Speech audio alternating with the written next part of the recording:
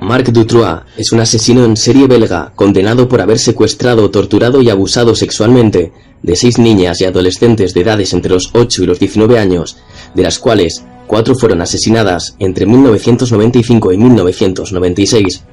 También fue condenado por haber asesinado a un posible cómplice, Bernard Weinstein.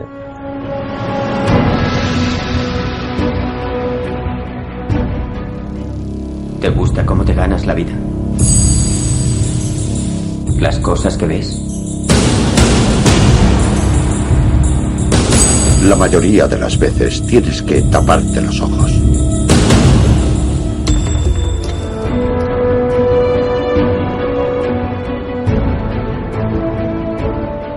Su juicio, ampliamente publicitado, se llevó a cabo en 2004.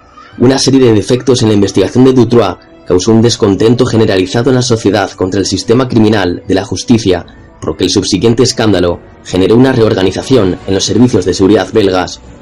Las autoridades fueron criticadas en varios aspectos de la investigación. Quizás el más notable fue que la policía había registrado la casa de Dutroux el 13 de diciembre de 1995 y lo hizo nuevamente 6 días después en relación al robo de coches. Durante estos mismos días, Julie Lejeune y Melissa Russo estaban vivas y encerradas en la mazmorra de la casa. Sin embargo, no fueron encontradas por la policía. Además, la policía, al no sospechar que Dutroux era un secuestrador, torturador, violador y asesino, nunca registró la casa de este con perros o equipo especializado que hubiera podido ayudar a detectar la presencia de las niñas.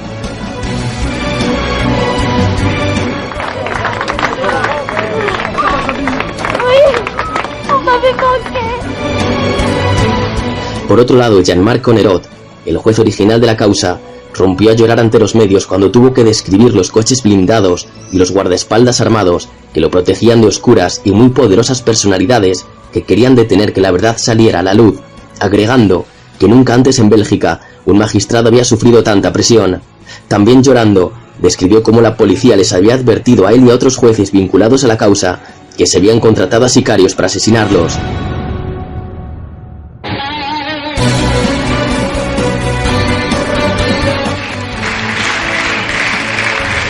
Merci, monsieur le pédophile, le Premier ministre. La indignación pública refloreció en abril de 1998. Mientras era trasladado sin esposar hacia un tribunal, Dutroux agredió a uno de sus guardias y le sustrajo un arma para luego escapar.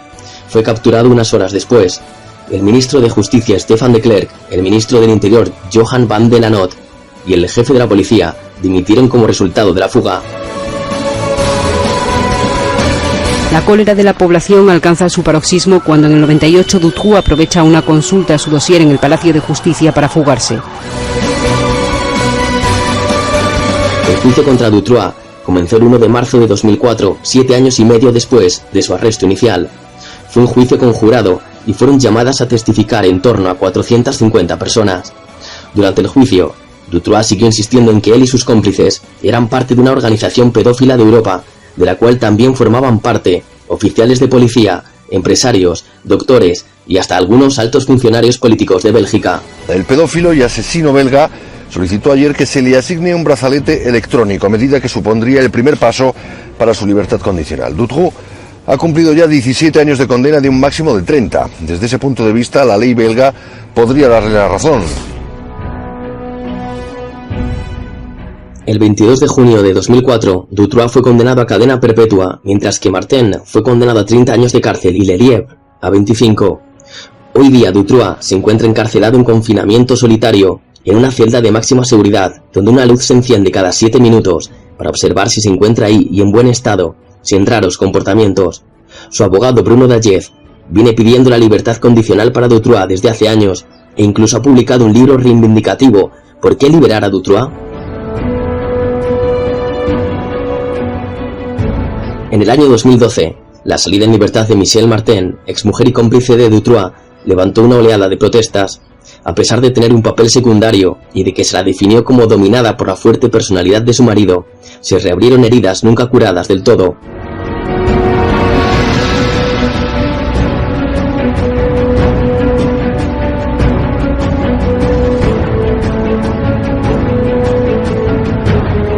Un valiente y joven investigador criminal, Juan Lankamp, ha publicado recientemente una asombrosa y extensa investigación del caso. Las víctimas del caso, Marc Dutroux, de la editorial Círculo Rojo. Hoy nos visita en Silly Things Juan Lankamp.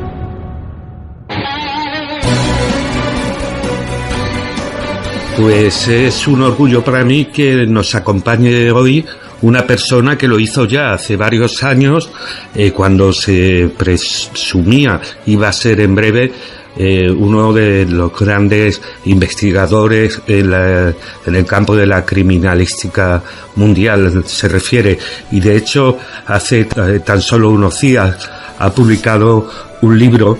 Estoy en fase de lectura y que me está realmente sorprendiendo gratamente.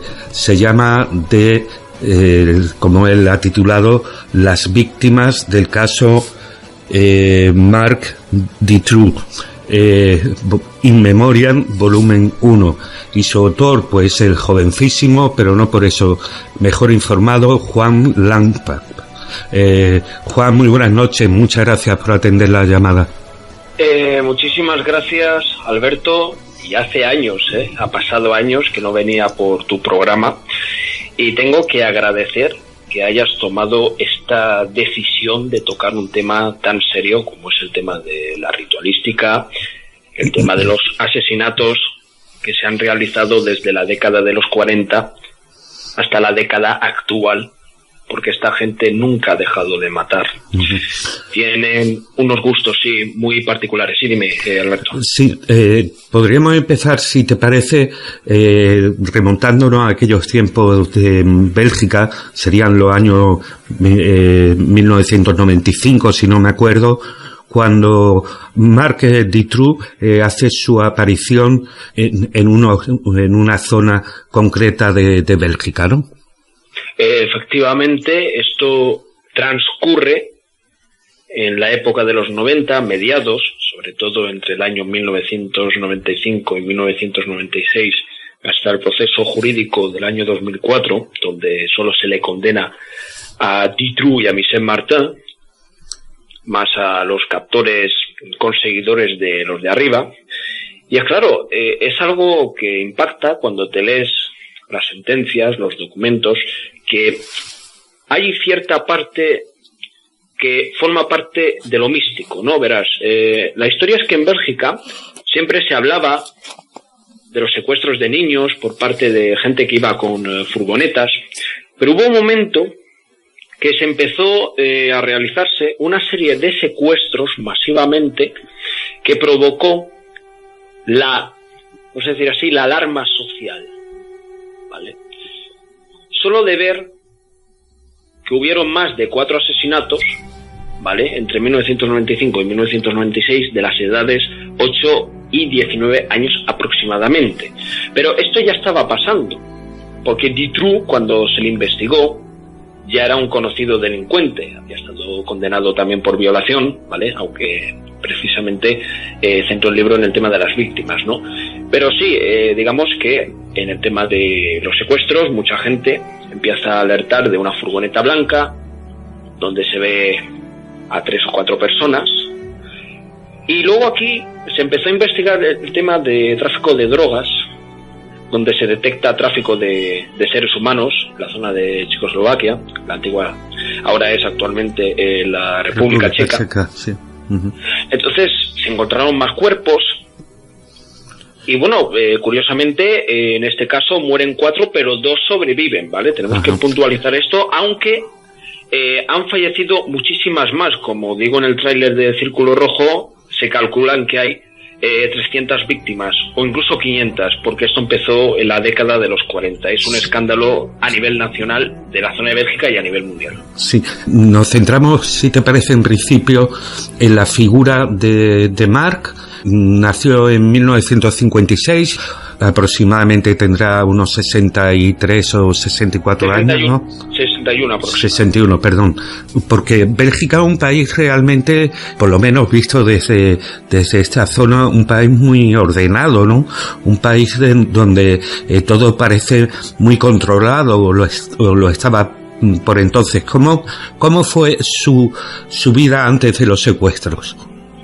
Bueno, la vida de este sujeto se le puede comparar un poco pues con el chicle, vamos a decirlo así. Uno, Dutroux, pues se supone que es el mayor de 5 hermanos, ¿vale? Y emigraron hacia el Congo belga, que es conocido por las famosas matanzas, ¿no? Sí. Más de 3 millones de humanos que murieron. Y luego volvieron a Bélgica en la década de los 60. Y bueno, entonces Dutroux pues tiene una infancia donde el padre se separa de la madre, porque se separaron los padres en 1971. Ajá. Y Dutroux se quedó con la madre, es decir, luego pues empezó a desarrollar su trabajo como gigoló, y por ejemplo, en alguna entrevista ya lo he dicho, cuando empiezas en el mundo de lo llamado nocturno, ¿vale? Sí. Vienen estas mafias, porque Bélgica es un lugar muy, muy mafioso, donde buscan chicos jóvenes para veladas, ¿vale? Para puntualizar. Y se casó cuando tenía 19 años, con su primera esposa, ha tenido 2, François Dubois y Michel Martin. Luego se separó, Dutroux empezó como electricista, luego también se destacó por el robo de vehículos, agresiones y tráfico de drogas. Pero ya digo que era para gente de arriba. Esto hay que matizarlo porque si no es que la gente se va a confundir. Y bueno, Dutroux, pues en el año 86, junto con su segunda mujer, fueron detenidos por violar a 5 niñas. Y en abril de 1989, digo, esto es la versión que nos han ofrecido. O sea, eso ya mucho antes de que se produzcan los aberrantes casos que después nos comentará. Es decir, ya tenía antecedentes y queda en libertad a los pocos años, ¿no? Vamos a ver, esto es muy curioso. A él le condenan en el año 89 a 13 años y medio de prisión. Hablo de él, también con su segunda mujer, pero en el año 92 fue puesto en libertad condicional. Solo cumplió 3 años de cárcel. Es curioso que la madre enviara una carta al director de prisiones y que la presión de la madre es lo que obliga a soltar a Dutroux. Pero quiero matizar una cosa, es que el juez que lo condena, Monsieur Wallet, que estuvo trabajando en el Tribunal Internacional de La Haya, también fue señalado por violar a niñas pequeñas. Vale. Esto cuando se destapó todo el paquete de cosas. Entonces también este sujeto, delincuente de poca monta, pues convence a un psiquiatra de que estaba discapacitado y obtiene una pensión del gobierno. Increíble. Es que este tipo, bueno, cualquier criminólogo te va a decir que es un manipulador, vale, todo eso lo es. Pero lo que está claro es que el dato que voy a dar después de la mazmorra es muy escalofriante de cómo se construye, porque tiene muchas similitudes con los búnkers de la Segunda Guerra Mundial. Y luego también, por ejemplo, pues la carrera criminal incluye comercio de coche, Checoslovaquia y Hungría y España incluso, tráfico de drogas, en la zona de Charleroi. Es decir, también se ha comentado que él daba espacio para que otros lleguen a torturar niños, que así se demostró. Pero bueno, es un poco así la vida de este tipo, que tiene más de cargo, bueno, perdón, rectifico, tiene muchísimos cargos criminales, ¿vale? Donde se ve que cuando tú eres capaz de convencer a alguien, tienes cierta gente que te apoya. Y bueno, puedo decir que tiene más de 5 hijos. 5 hijos. Ajá. Increíble. Sí. Perdón por la equivocación ahí antes. Sí. Pero bueno. Dice que se traslada a Checoslovaquia, Hungría, incluso parece que cobra desempleo, y estamos hablando desde que le dan la condicional hasta 1995, donde se produce el primer, digamos, donde se centra un poco más su libro ya en lo que sería el caso en sí, que atañe a él y a su esposa, segunda esposa supongo que fue, ¿no? Bueno, la segunda es Michel Martin, que en la versión oficial, y hablo de versión oficial, la ponen de cómplice. Porque ellos lo que hacían era secuestrar a los niños con Bernard Weinstein y los llevaban a las mazmorras. Pero también se hacían entregas para gente que eran pornógrafos. Ajá. O sea, pornógrafos, sí. Hacía como encargos, ¿no? Pues me encantaría que te tomes tu tiempo y por favor nos detalles para prevenir posibles casos como estos, pues todas estas perversiones que realizó a partir del 24 de junio de 1995. Toda Bélgica estaba buscando a las niñas y René Michaud conocía el pasado de Dutroux como violador de niñas. Sabían que estaba construyendo escondites sospechosos en algunas de sus casas y con todas esas sospechas, por alguna razón incomprensible, no arrestaron a Marc Dutroux. Sí, mira, para entender la red belga, porque la red belga, Alberto, y a todos los oyentes, es una red grandísima, donde está incluido el tráfico de drogas, tráfico de vehículos, tráfico de seres humanos, vínculos con la prostitución, sacrificios humanos, porque luego también se demostró la vinculación con la hermandad de Abraxas, en la zona de Bouillon, donde hubo una redada por la policía, y luego se vieron en la situación que habían 12 policías metidos en esa secta. Pero para no dispersar el asunto, vamos con lo que tú me estás pidiendo que cuente. Vamos a ver. Esto de los secuestros ya se llevaban a cabo antes de 1995. Claro, el caso de Julie Lejeune y Melissa Rousseau, que es el que más me he puesto al día, ambas de 8 años, pues he sabido que se filmó vídeos pornográficos.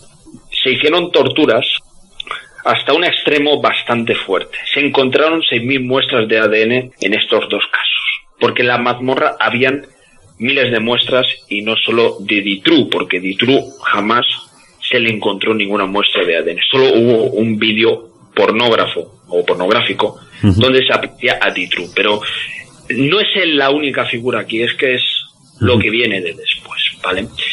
Bueno, entonces Bélgica empieza a alarmarse porque ve que la prensa está alargando de que está habiendo secuestros, empezando por Julie Lejeune y Melissa Rousseau, ¿vale? De junio pasamos a agosto. Pero hablamos, perdóname, hablamos de niñas de 8 años, ¿no? Cuando fueron secuestradas. Ambas de 8 años, correcto. Y esto es sorprendente porque siempre los secuestros eran en lugares donde no había demasiada gente, es decir, o salían del colegio o salían caminando por alguna calle en concreto donde pasaba esta furgoneta blanca y sorprendentemente las hacían desaparecer, ¿vale? Eso es lo que precisa la versión oficial, pero cuando te lees 3.000 documentos, o al menos te empapas de la mitad, tienes otra versión basada en declaraciones de testigos que cuentan que las niñas son vistas en muchas partes de Holanda, de Bélgica, en Turquía y en España, en la zona de Nules de Castellón, dato que lo pongo en el libro. La Comunitat Valenciana, por agregar así, porque eso ya viene después. Pero bueno, mira, con este secuestro se hace una búsqueda, todo el mundo creyendo que estaban vivas, hasta que en una de las casas de Dutroux, tenía muchísimas propiedades, él estando detenido empieza a decir, aquí están los cuerpos, en este punto también, pero dice, ojo que no solo estoy yo aquí, hay más gente. Y él, para finiquitar un poco que no haya rastros, mata a Bernard Weinstein, ¿vale? Es un poco en relación a este caso primero que estoy nombrando, porque las niñas son encontradas, cuando empiezan a excavar, tienen que excavar más de 4 metros de profundidad con una excavadora. Punto primero. Eso es el tema de Julie Lejeune y Melissa Rousseau, que hay mucho más, ¿vale? Bien, el segundo caso, Anne Marshall y Efre Lambrechts, de 17 años y de 19 fueron secuestradas el 22 de agosto de 1995. ¿Vale? Es decir, había una excursión en Ostende, ¿vale? Y bueno, pues Dutroux y Michel Lévrier aprovecharon para hacer temas de tráfico de drogas. Es decir, luego con el tema aprovechaban para que se las encadenaban en camas, pero ya te digo que es la versión oficial. Es decir, ofrecen una parte y luego la otra se tapa. Porque se sabe perfectamente que si hay 6.000 muestras de ADN, y no solo en ese lugar, es que han habido en más lugares, está la fábrica de Abasco, está el castillo Château de Semerouá, ¿vale?, donde se practican ese tipo de sacrificios. Pero bueno, te estoy dando un poco la perspectiva para que veas una versión y la otra. Se van haciendo una serie de secuestros, también como en el caso de Sabine Dardenne y Letitia Deles, y curiosamente Letitia Deles y Sabine Dardenne son las que salen vivas, porque eso se pactó con Michel Nihoul, que tampoco no es que me quiera centrar en todos los criminales, porque también las víctimas tienen que ser parte de este programa. De los 6 secuestros, 2 chicas sobreviven, aunque fueron víctimas de abejaciones, ¿vale? Es lo que quería decir, perdona por el lapsus. Sí. Entonces se registra la mazmorra, expulsan a la forense que estaba registrando la zona porque tenía que hacer un peritaje, eso la parte final. Pero ya Dutroux estaba investigado y ocurre, Alberto, un detalle ya bastante llamativo. Viene la policía a la casa de Dutroux en la rue de Philippeville, que está cerca de una base militar de la OTAN, ¿vale?, institución norteamericana.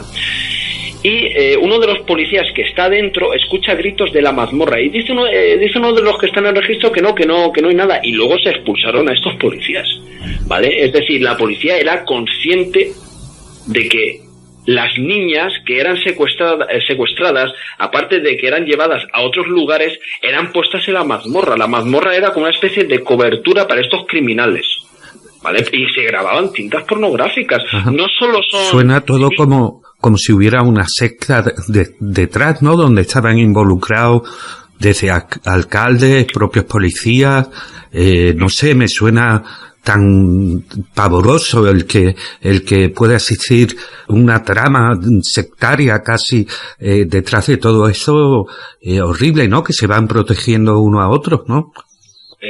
Has dado en el clavo. Mira, para seguir un poco con el proceso, cuando digo que hay 6.000 muestras de ADN, se da la circunstancia que en el mismo espacio de tiempo, uno de los que pertenecía al Partido Socialista belga, Elio Di Rupo, que fue primer ministro de Bélgica, esto lo he visto en los papeles. Elio Di Rupo le pillaron con 2 menores en un coche, 2 gendarmes.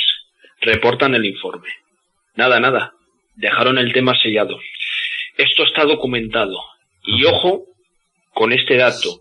Una de las testigos que denuncia la trama de pederastia, que ya esto estaba ocurriendo desde los 70, comentó que el exsecretario de la OTAN, Willy Claes, esto está documentado, si necesitas ver alguna documentación te la pongo a tu disposición, incluso la del libro, que está ahí.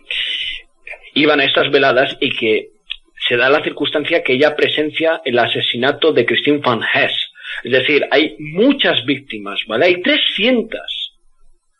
Porque aparte de la investigación oficial, se abrió una segunda investigación en paralelo que se llamó Dossier X. Pero la X lo usan mucho los ritualistas. Ajá. Punto y aparte. Cuando dices una secta, por supuesto, está la secta de Abraxas, que no solo es esa secta, porque está involucrada la misma OTAN. Porque la base central de la OTAN está en Bruselas. Bruselas y Bélgica es el epicentro del mal. Por todo lo que se construye durante años, la Operación Gladio, porque no solo esto, es que también hay que sumar que la Gladio, de lo que hay arriba son las logias famosas de la PDUE y las logias internacionales. Alberto, un poquito para que entiendas, también hay tráfico de armamento. ¿Qué es esto de la mazmorra que tanto hincapié has hecho desde un principio? La mazmorra, es que es un misterio lo de la mazmorra, y tal como lo estoy explicando, hay muchos documentales, pero hay que echarle tiempo, hay que tener paciencia. Bueno, la mazmorra, cuando van a la casa donde se encuentran los restos principales de las víctimas en sí, porque no solo habían las víctimas 4 en total, había la quinta, es decir, el quinto, que era Bernard Weinstein, el cómplice de Dutroux, dejó una nota diciendo pertenecía a la Orden de Abraxas. Pero bueno, la mazmorra de Dutroux estaba dentro de la casa, es decir, de esta red de criminales. Entran y se encuentran con colchones, esposas. Es una cosa alucinante. En una celda diminuta y mugrienta bajo la casa, Desmoulins encuentra a Leticia Deleuze secuestrada 6 días antes. E increíblemente también a Sabine Dardenne, todavía con vida 80 días después de su desaparición. Ambas niñas están exhaustas y aterrorizadas. Sí, tal como lo estoy diciendo. O sea, tienen ahí... Era como una habitación tipo prisión dentro de una vivienda, ¿no? Sí, efectivamente. Ajá. Efectivamente, es como si fuera un centro de la época de la Inquisición. Estoy viendo la cantidad de información y de documentos que aporta tu libro de primera mano, además sin ningún tipo de tachadura, confirma es increíble. Se habla de algunos jueces también que fueron tratados como héroes nacionales cuando intentan... Sí. Este tema de Jean-Marc Conenote era el juez Spaghetti, se le apodaba así porque él va a una cena en apoyo a las víctimas y al día siguiente fuera. Y él fue el que movió toda la pescadería. Él también dijo, llorando ante la prensa, oye, es que hay una mafia y aquí va gente escoltada con BMWs, coches que están como fuera de sí, no son normales en frecuencia, tienen cristales blindados, ¿vale? Eso es lo que quería decir, porque son muchos detalles momento por momento. Entonces, vas uniendo las piezas y en ese mismo momento que hay lo del tema de Bélgica, está ya la red de Zandvoort, donde se comercializó más de 88.000 imágenes. Uh-huh. En más de 8 o 10 ordenadores. Estaban encendidos las 24 horas del día. Para que pilles el dato.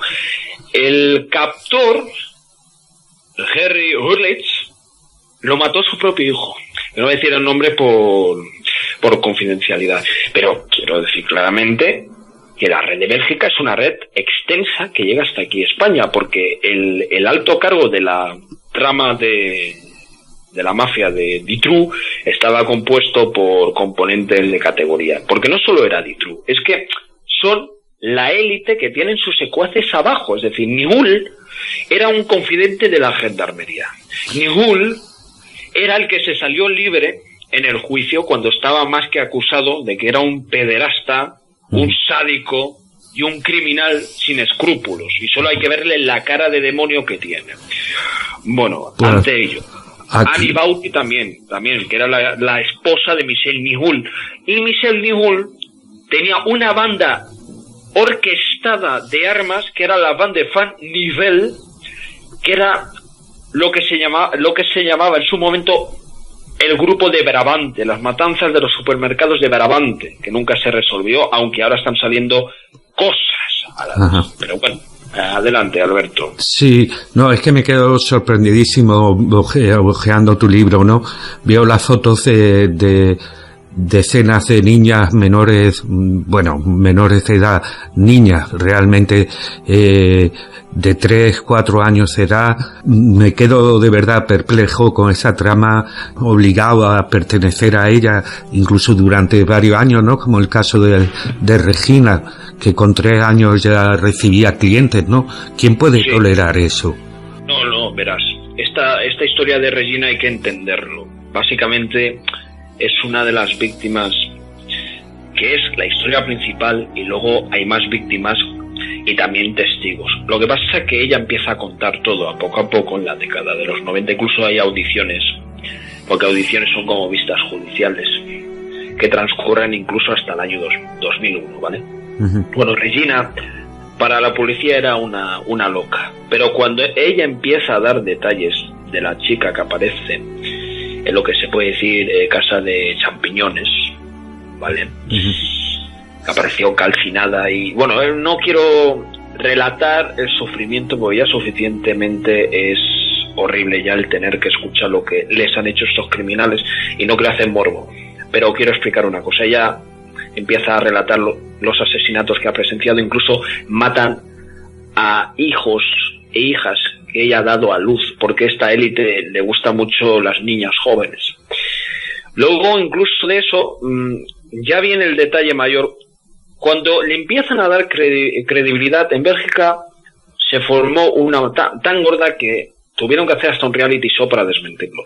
Pero cuando tú te lees punto por punto toda su vida, que la abuela tenía una especie de prostíbulo donde iban altos cargos de la SS, transcurre en esa época, 1945, y luego pasando la década de los 60, y eso estaba en la zona de Nock, de Bélgica, y ella dio una lista de nombres de altas personalidades, como un ex primer ministro de Bélgica, que llegó a mentir sobre su secuestro, que el que lo secuestra es uno de la banda esta de Nihul, Petty Heimers. Luego también está los dos hermanos Lippens, que uno ha sido alcalde o sigue siendo, y luego estos dos han ido al Bilderberg, ¿sabes? Aunque Bilderberg ahora es una patraña, hay más cosas gordas en el ajo.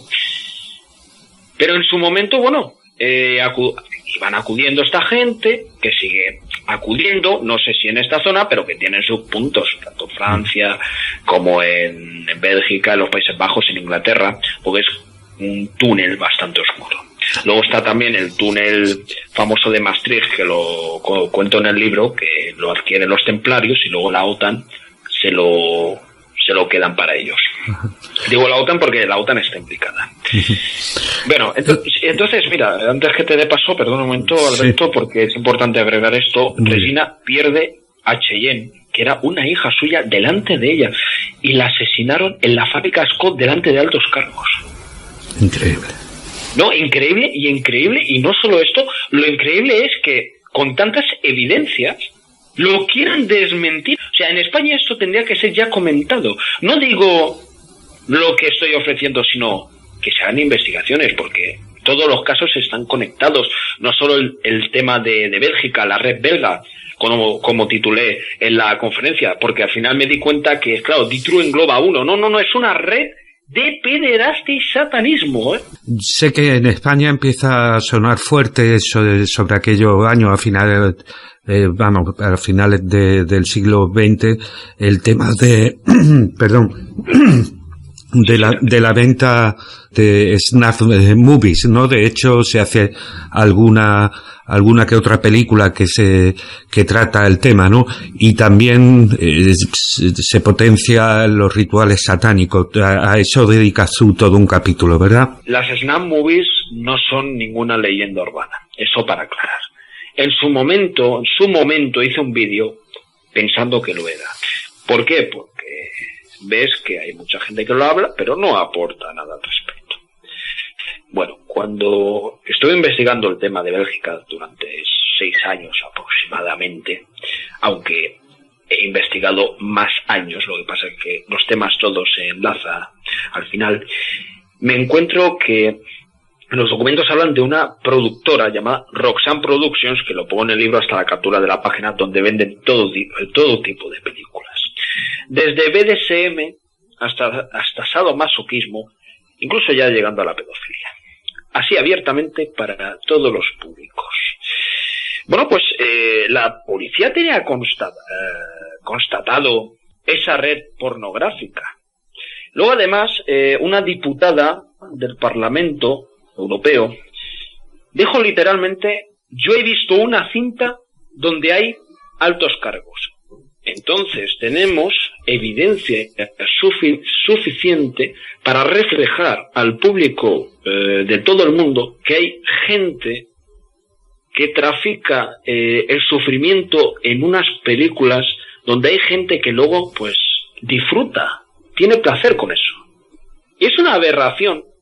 Es una aberración que haya humanos que disfruten con este tipo de cosas. O sea, estamos hablando de torturas que son filmadas para otros, vamos a decir así, satisfacer sus placeres, Alberto, y perdona si he dicho esa palabra, pero es lo que siento de todo corazón, y no pretendo hacer morbo, pero eso es lo que viene documentado, que con las víctimas de la rebelga, que luego hay varias etapas, pero hablamos de la etapa de los 90, se grabaron cintas y se sacaron incluso hasta 500 cintas de la casa de Dutroux. 500. Luego parece ser que en prisión le encontraron como 100 cintas también al señor. Bueno, señor, sinvergüenza porque estaba de cómplice, ¿vale? Aunque fuera un conseguidor, pero es cómplice prácticamente. Perdón por la... Sí. ¿Cuál era su modus operandi en estos casos? Que supongo que también lo usaría en otros que nunca han visto la luz. Bueno, a ver, es que el jefe de Dutroux era Nihul, este sádico. Nihul paralizaba incluso las investigaciones de los secuestros en gendarmería, en la oficina de los gendarmes. Él dirigía todos los secuestros. Él decía, quiero esta niña, quiero estas niñas y quiero esta. Pero en el caso de Julie Lejeune y Melissa Rousseau tiene,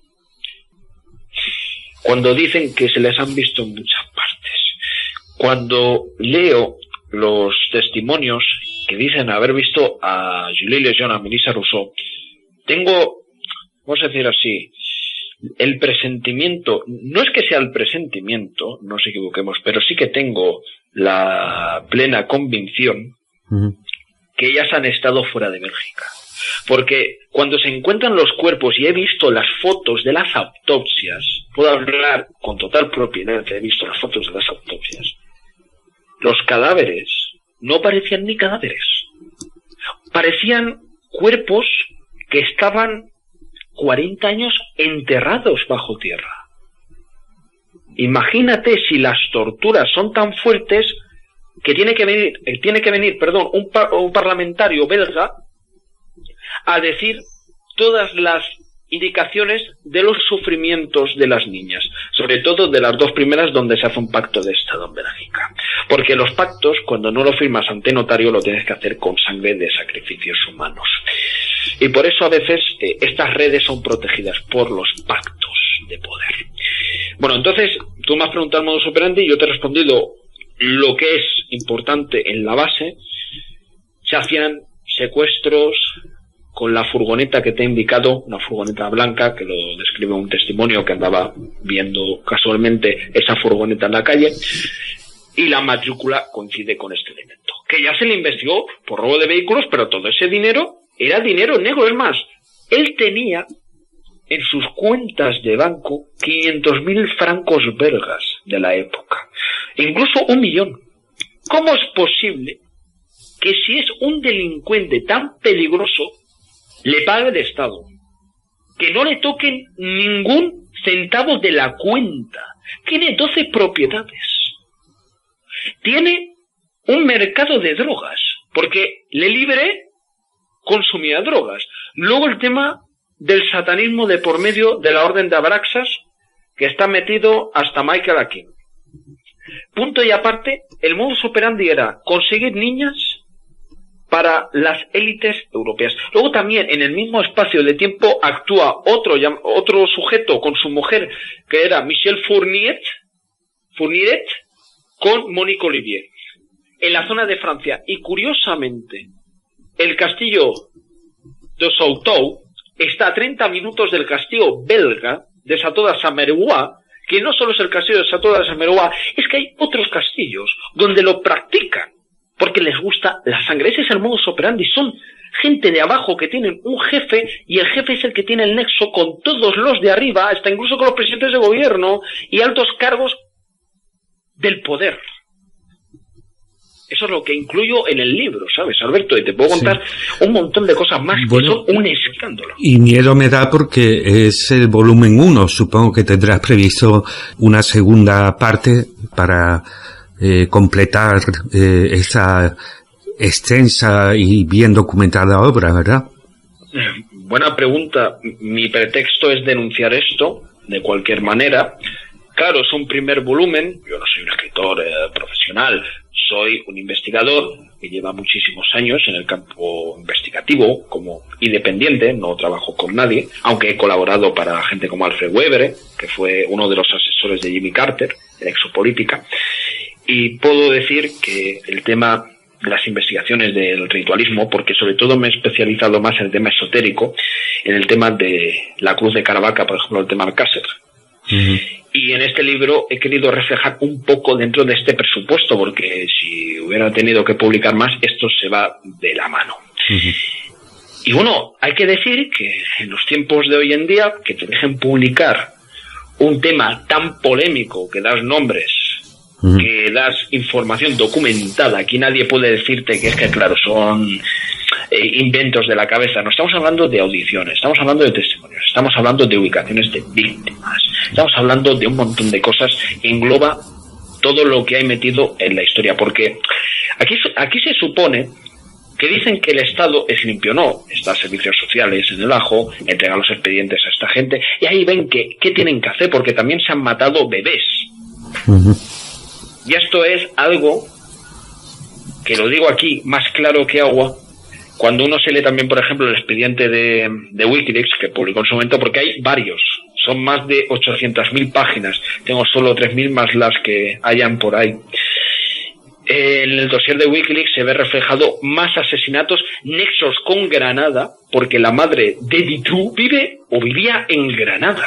¿Hay nexos en España? Claro que sí, por el queridísimo de Bernard a la Petite, que es conocido por ser uno de los que ha filmado pornografía muy extensa para redes de pederastia en Bélgica, en Francia, en los Países Bajos, y es una red que para llegar tienes que saber quién es el veneno de la serpiente, para llegar a los cerebros, porque en esto del tema de Bélgica hay unos cerebros, gente de poder, igual que en Alcácer. Alcácer y Dutroux tienen unos componentes muy iguales. Y no hay ningún género de dudas que matarán y van a seguir matando.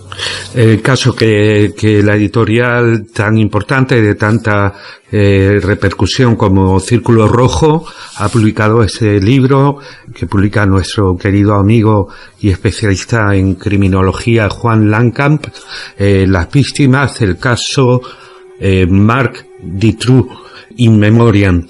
In Memoriam, el homenaje de las víctimas. Sobre todo es un homenaje a las víctimas. Y quiero aclarar algo que va a venir muy bien para el programa y que puede servir de reflexión para los oyentes. Este libro es un homenaje a las víctimas. En primer lugar, porque las víctimas, nadie se ha preocupado en hacerles un homenaje. Nadie.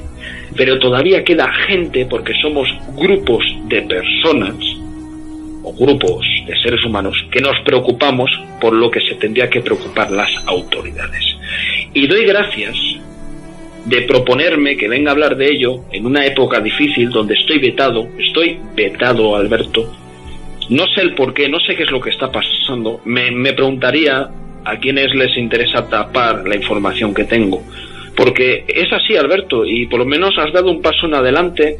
Espero que no te den un toque, espero que no, por favor, porque lo haces muy bien. Bueno, yo tengo las pruebas delante, ¿no? Estoy viendo los documentos y sé que, como tú eres, que te involucras y que no tienes detrás ningún poder oculto o fáctico que te esté obligando a dar a la luz una información que no fuera totalmente veraz.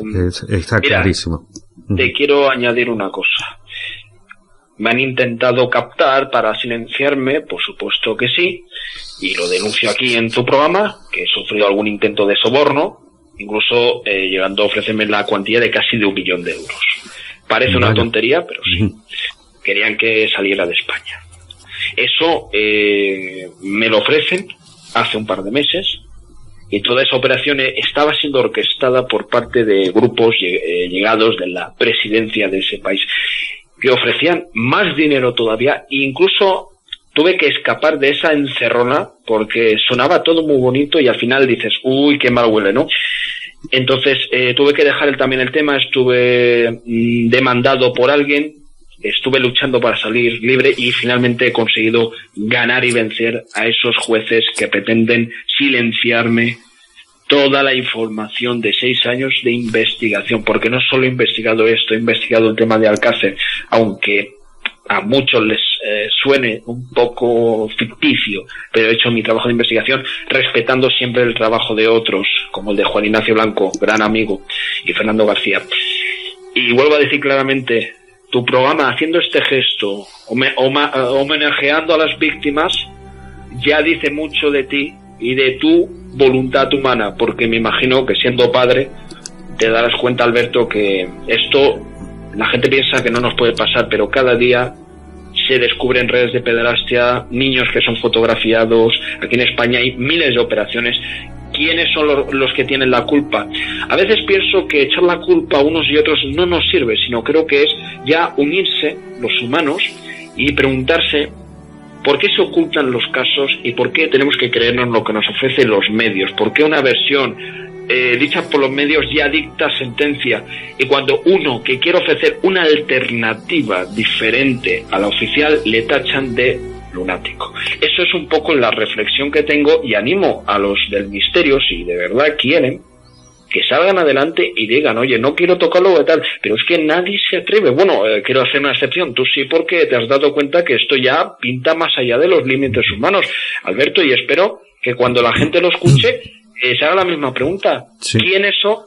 ¿O qué pasa? ¿O qué ocurre? ¿Cuántos niños hay? Que se pregunten eso y que te lo pregunten, Alberto, ¿qué has sentido escuchando esto? También te lo agradezco mucho. Por supuesto, tú lo has dicho, somos padres, pero ante todo somos personas, ¿no?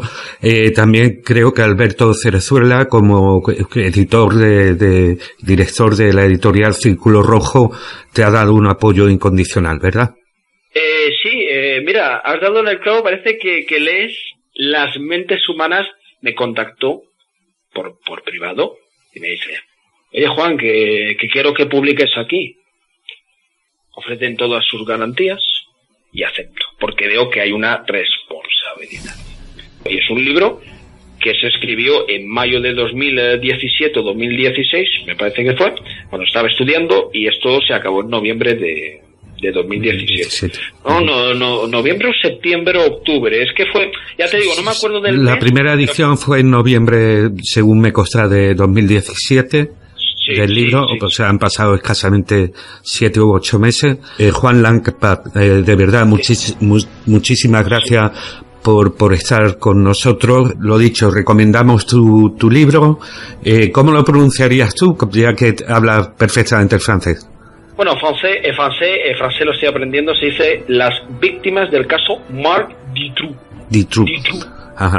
Y Memoriam, editorial El Círculo Rojo. Y bueno, pues lo dicho, un fuerte abrazo, encantado de volverte a saludar. Muchas gracias.